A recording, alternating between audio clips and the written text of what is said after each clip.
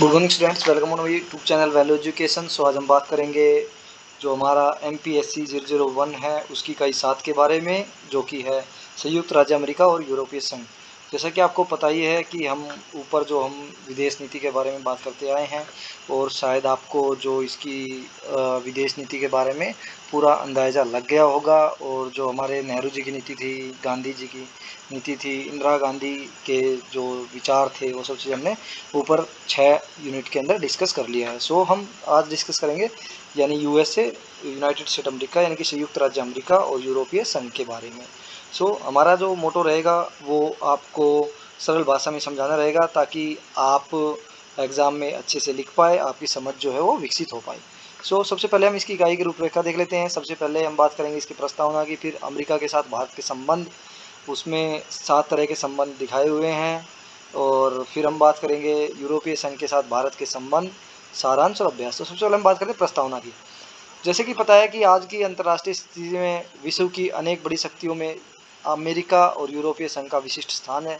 जैसे कि आप जानते ही हैं कि जो महाशक्तियाँ हैं आज के समय में वो अमेरिका है, और उसके साथ साथ कुछ यूरोपीय संघ है, यूरोपीय कंट्री है, यानी कि यूरोपीय संघ का जो स्थान है वो विशिष्ट है। सोवियत संघ के विघटन के बाद अमेरिका विश्व की एकमात्र महाशक्ति है। जैसे कि आपको पता है कि सोवियत संघ का जब विघटन हुआ यानी 1991 के अंदर, तब से अमेरिका अकेला महाशक्ति बना हुआ है। और इसके पास ऐसी सैनिक क्षमता है, जैसे कि पता है कि सबसे अच्छी सैनिक क्षमता है जो संसार को नष्ट कर सकती है। और जैसे कि आपको पता है कि विश्व का सबसे संपन्न राष्ट्र भी अमेरिका है। यूरोपीय संघ विश्व के सबसे बड़े आर्थिक गुटों में से एक है। जैसे कि आपको पता है कि जो यूरोपीय संघ है वो विश्व के सबसे बड़े आर्थिक गुट जो है उसमें से एक है। और जो आर्थिक सामूहिक आर्थिक सत्ता अमेरिका की अर्थव्यवस्था के बराबर है। मतलब किसकी सामूहिक आर्थिक सत्ता अमेरिका के बराबर है? वो यूरोपीय संघ की बात कर रहे हैं। फिर हम बात करते हैं कि जो सदस्य देश है इसके यूरोपीय संघ के, यानी कि इंग्लैंड और फ्रांस, इनके पास क्या है? परमाणु शक्तियाँ है। इस प्रकार सैद्धांतिक दृष्टि से यूरोपीय संघ के पास सैनिक क्षमता और आर्थिक संपन्नता दोनों है। एक महत्वपूर्ण पहलू यह भी है कि यूरोपीय संघ के कई सदस्य देश उत्तर अटलांटिक संधि संगठन के सदस्य रहे हैं। जैसे कि आपको पता है कि वो नाटो के सदस्य भी रहे हैं। भारत और अमेरिका के बीच रिश्ते वैसे सद्भावपूर्ण नहीं रहे जैसे कि विश्व के दो महान लोकतांत्रिक देशों के बीच होने चाहिए। जैसे कि आपको पता है कि अमेरिका भी लोकतांत्रिक है और भारत भी लोकतांत्रिक है। अमेरिका के पास भी संविधान है, भारत के पास भी संविधान है, लेकिन फिर भी जैसे कि आपको पता है कि जैसे दो लोगों की विचार मिलते हैं तो ज़रूरी नहीं है कि उनकी जो रास्ते हो वो एक हो या उनके बीच मित्रता हो। ऐसा ही कुछ देखने को मिलता है अमेरिका और भारत के बीच में। तो भारत और अमेरिका दोनों लोकतांत्रिक देश हैं, लेकिन फिर भी उनके विचार और जो उनके संबंध है वो अच्छे मतलब मिलते नहीं हैं। फिर भी 20वीं शताब्दी की समाप्ति के बाद दोनों देश एक दूसरे के करीब आए हैं। जैसे कि आपको पता है जब 21वीं शताब्दी में भारत और अमेरिका एक दूसरे के करीब आए हैं। पाकिस्तान के प्रति जो अमेरिका का झुकाव है वो अभी भी बरकरार है, जबकि भारत हर संभव प्रयास करने के बावजूद पाकिस्तान के साथ सामान्य दोस्ताना मतलब भारत और पाकिस्तान के जो मनमुटाव है वो आज भी कायम है। भारत ने यूरोपीय संघ के साथ धीरे धीरे करीबी और मैत्रीपूर्ण संबंध विकसित कर लिए हैं। दोनों पक्षों ने आपसी व्यापार में दिलचस्पी दिखाई है। जून 2000 से शुरू हुई भारतीय यूरोपीय संघ शिखर बैठकों के बाद भारत और यूरोपीय संघ के बीच आर्थिक तथा राजनीतिक संबंधों में विस्तार और मजबूती आने की आशा है। इस इकाई में हम अमेरिका के साथ भारत के घटनापूर्ण रिश्तों और यूरोपीय संघ तथा इस आर्थिक गुट के अलग अलग सदस्य देशों के साथ भारत के बढ़ते हुए सहयोग का विश्लेषण करेंगे और उसके बारे में पढ़ेंगे। तो हम बात करते हैं अमेरिका के साथ भारत के संबंध। जैसे कि आपको पता ही है कि भारत और अमेरिका को विश्व का क्रमशः सबसे बड़ा और सबसे शक्तिशाली लोकतंत्र माना जाता है, क्योंकि अगर कहीं पर सबसे बड़ा लोकतंत्र है तो वो भारत में और अमेरिका में ही है। इन दोनों देशों के बीच संबंधों को भिन्न देशों के बीच रिश्तों की एक दिलचस्प मिसाल के रूप में देखा जाता है। इन संबंधों का एक और महत्वपूर्ण पहलू यह भी है कि भारत की गिनती विश्व की प्राचीनतम मतलब प्राचीन सभ्यताओं में होती है, क्योंकि भारत के पास सबसे प्राचीनतम सभ्यताएं है, जबकि अमेरिका अपेक्षाकृत नई सभ्यता है। परंतु शासन व्यवस्था के अनुभव की दृष्टि से अमेरिका भारत के मुकाबले में काफ़ी पुराना है।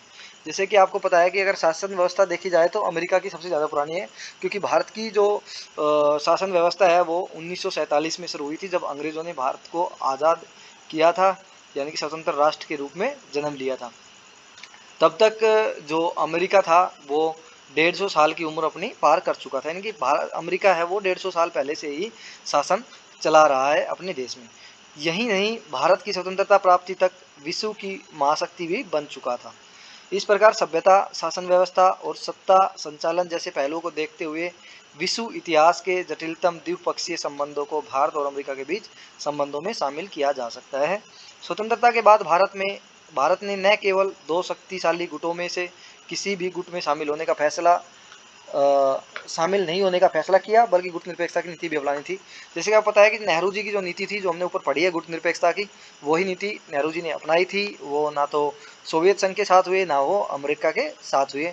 इसी तरह से हम बात करते हैं कश्मीर समस्या। ये हमने ऊपर ऑलरेडी डिस्कस कर लिया है कि 1947 में पाकिस्तान की सह पर कश्मीर पर हुए कबीलाई के हमले से कश्मीर समस्या शुरू हुई। भारत और पाकिस्तान के बीच पहली लड़ाई भारत की आज़ादी के तत्काल बाद ही उसी समय छिड़ी, जब कश्मीर के महाराज कश्मीर के भारत में विलय पर सहमत हो गए और उन्होंने भारत से सैनिक सहायता का अनुरोध किया। जैसे कि आपको पता है कि जो वहाँ के राजा थे, कश्मीर के राजा थे, उन्होंने भारत में विलय करने के लिए एग्री हो गए थे और उन्होंने भारत से मदद मांगी थी, यानी कि सैनिक सहायता का अनुरोध किया था। अमेरिका ने पाकिस्तानी हमले को नहीं पहचाना, जैसे कि आपको पता है, और भारत तथा पाकिस्तान दोनों पर हथियारों का प्रतिबंध लागू कर दिया और संयुक्त राष्ट्र ने उस प्रस्ताव का समर्थन किया जिसमें हमले की निंदा नहीं की गई। भारत ने शिकायत की कि अमेरिका ने अपनी नीति के जरिए आक्रामक और आक्रांत को एक तराजू पर तोला है। 1965 के में जैसे कि आपको पता है 1947-48 में भारत के ऊपर पाकिस्तान ने आक्रमण किया। फिर उसके बाद 1965 में दूसरा आक्रमण किया। उस समय अमेरिका ने इसी तरह का रवैया अपनाया और 1971 में जब तीसरे भारत पाक युद्ध के दौरान पाकिस्तान की ओर से अमेरिका का झुकाव भारत के प्रति शत्रुता का कृत्य था। जैसे कि आपको पता है कि जो अमेरिका का झुकाव है, वो चाहे वो 48 की लड़ाई देखो, चाहे वो आप 1965 की लड़ाई देखें, चाहे आप 1971 की लड़ाई देखें, वो पाकिस्तान की ओर ज़्यादा रहा है। और यही दर्शाता है कि मतलब जो भारत के प्रति जो अमेरिका का रवैया है वो ठीक नहीं रहा है। परंतु लड़ाई में भारत की विजय के बाद अमेरिका शिमला समझौते का समर्थन करने लगा, जिससे आपसी बातचीत से समस्या को हल करने की बात कही गई थी। इसके बावजूद अमेरिका कश्मीर को विवादग्रस्त क्षेत्र मानता रहा और उसने भारत का यह दृष्टिकोण स्वीकार नहीं किया कि कश्मीर उसका अभिन्न अंग है। अमेरिकी हथियारों की सप्लाई, तो जैसे कि आपको पता है कि पहले भारत पाक युद्ध के 6 वर्ष बाद 1954 में अमेरिका ने पाकिस्तान के साथ पारस्परिक रक्षा समझौते पर हस्ताक्षर किए। 1959 में उसने सैनिक सहयोग के एक और समझौते पर हस्ताक्षर किए। इस बीच पाकिस्तान सीएटो और सेंटो का सदस्य बन गया और इसके फलस्वरूप पाकिस्तान को अमेरिका से लाखों डॉलर सैनिक सहायता के रूप में मिले। इस सहायता से बहुत बड़े हिस्से का इस्तेमाल अमेरिका से उन्नत किस्म के हथियार खरीदने पर किया गया। भारत ने बार बार अमेरिका को, जैसे कि आपको पता है कि जब भारत पाक युद्ध के 6 वर्ष बाद, यानी कि 48 में युद्ध हुआ था, उसके 6 वर्ष बाद 1954 में अमेरिका ने पाकिस्तान के साथ जो पारस्परिक संधि थी, समझौता था, रक्षा समझौता, उस पर हस्ताक्षर किए और 1959 में उसने एक सैनिक सहयोग के एक समझौता था, उस पर हस्ताक्षर किया। और इसी बीच जो अमेरिका था उसने काफ़ी मतलब लाखों डॉलर उसको सैनिक सहायता के लिए उसको दिए और इस पैसे से उसने अमेरिका से हथियार खरीदे। और भारत ने बार बार मतलब अमेरिका को आगाह किया कि हथियार देने में उसकी नीति से उपमहाद्वीप में शस्त्रों की होड़ को बढ़ावा मिल रहा है और क्षेत्रीय अस्थिरता पैदा हो रही है। अमेरिका आश्वासन देता रहा कि पाकिस्तान को हथियार भारत के खिलाफ इस्तेमाल करने के लिए नहीं, बल्कि साम्यवाद को बढ़ने से रोकने के लिए दिए जा रहे हैं, जैसा कि आपको पता है। फिर हम बात करते हैं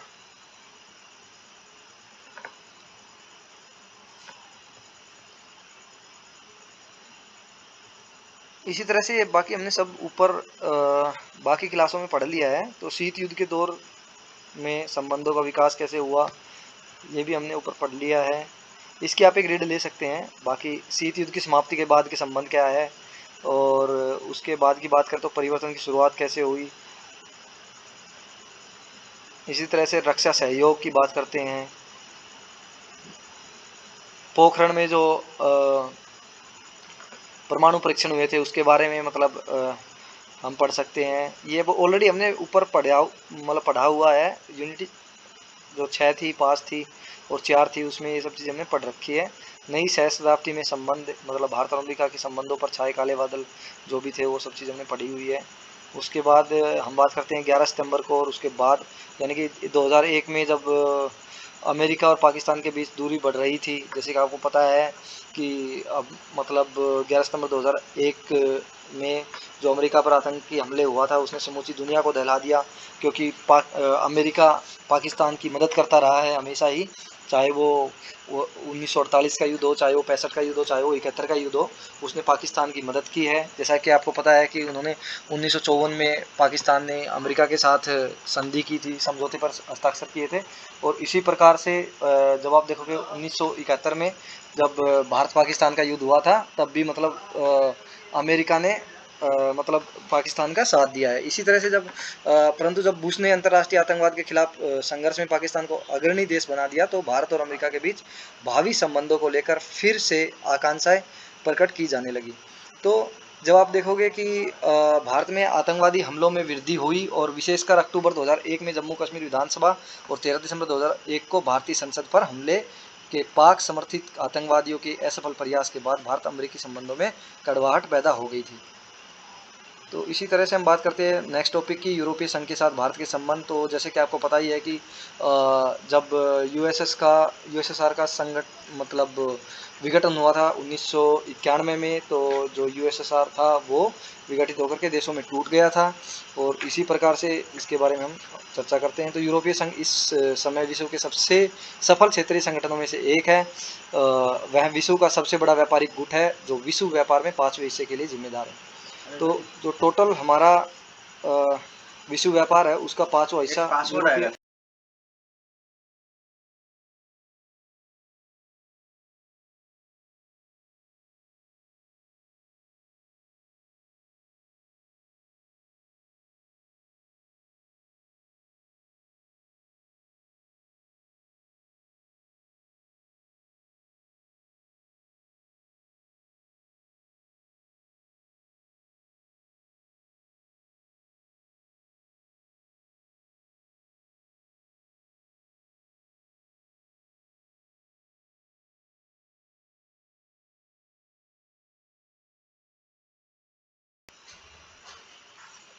जैसा कि आप जानते ही हैं कि जो यूएसएसआर था, इसके 2 सदस्य देश यानी कि फ्रांस और इंग्लैंड परमाणु शक्ति है तथा सुरक्षा परिषद के स्थायी सदस्य है।